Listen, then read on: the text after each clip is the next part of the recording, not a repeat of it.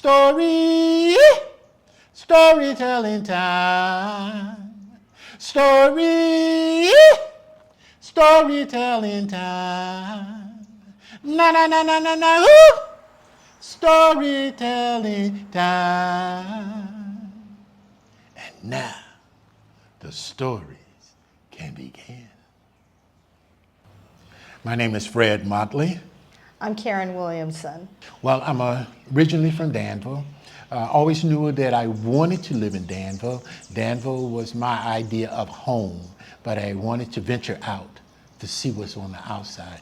And I love everything about Danville. I love the location, I love the weather, I love the size. Danville is home. Well, I am happy to say that I have a great idea of what my purpose in life is, and that is to be a griot. And a griot in our culture is known as the keeper of the words. In other words, I'm a storyteller. And so being a storyteller, I get to direct plays, I get to act in plays, I get to write plays, I get to dance traditional West African dance, I get to sing songs. Perfect, perfect, perfect. I'm Karen Williamson from Milton, North Carolina. And what I enjoy is art in all forms. I'm currently the art director for Caswell Arts in Yanceyville. So one of the things that we have continued to do, and one of the things that we like to do, and one of the things that we enjoy to do, is going out and collecting stories of people who want to capture and preserve their histories for posterity. We've been collecting stories from people that won't be identified as being iconic or being famous, but being regular, living, breathing people who have traveled life journey. And that are still, I'm sorry to interrupt, but they're still integral in the fabric of our community, and their stories are just as important as the notable people that we've been focusing on as well. And that's been the most interesting part, is because when we want to hear stories, we want to hear about the people who've lived this big, glamorous life, but it's the people who are living the true life that gives us the story that tells the true meaning of living. Now, what happened in 1987 was U.S. News named Raleigh the most popular place to live in the USA. And so it doubled in size in about 5 years.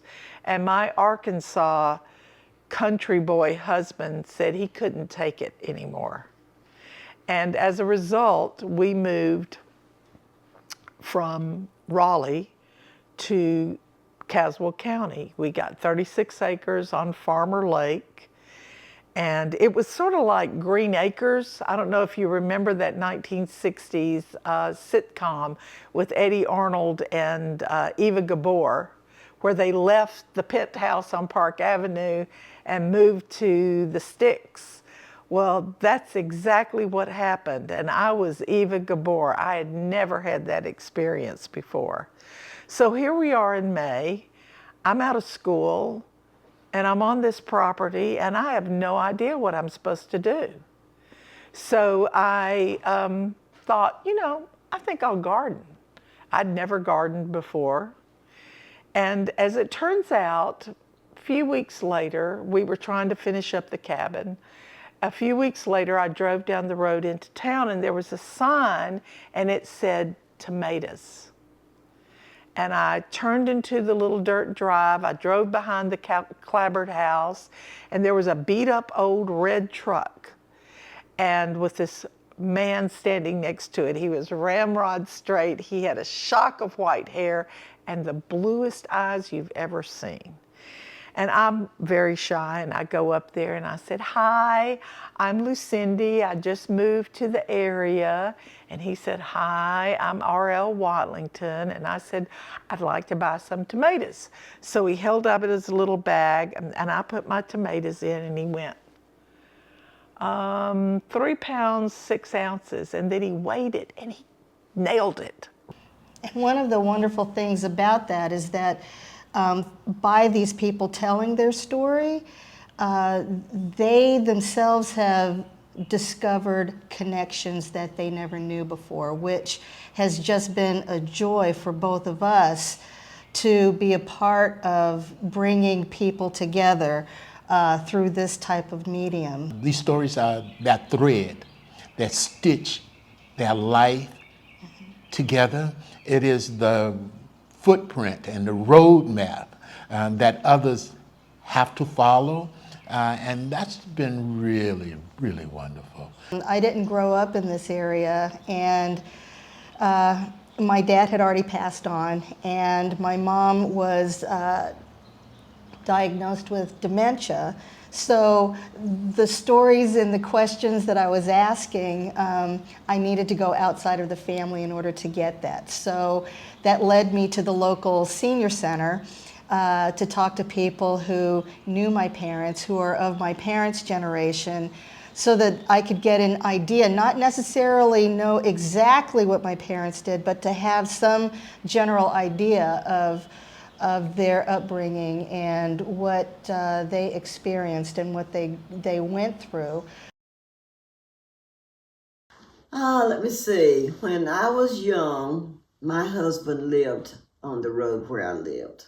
So I was young, and he was, I think, 5 years older than me. So I sent him a note one day by my cousin and told him that I was going to marry him one day. One of his friends would send me messages to tell me, stuff that he said, but he said he didn't really say it. But that's how we met. I met him at the motorcycle club. The truth of the matter is we met at a country club. At a country club. Ooh, yes, hoity-toity. Yeah.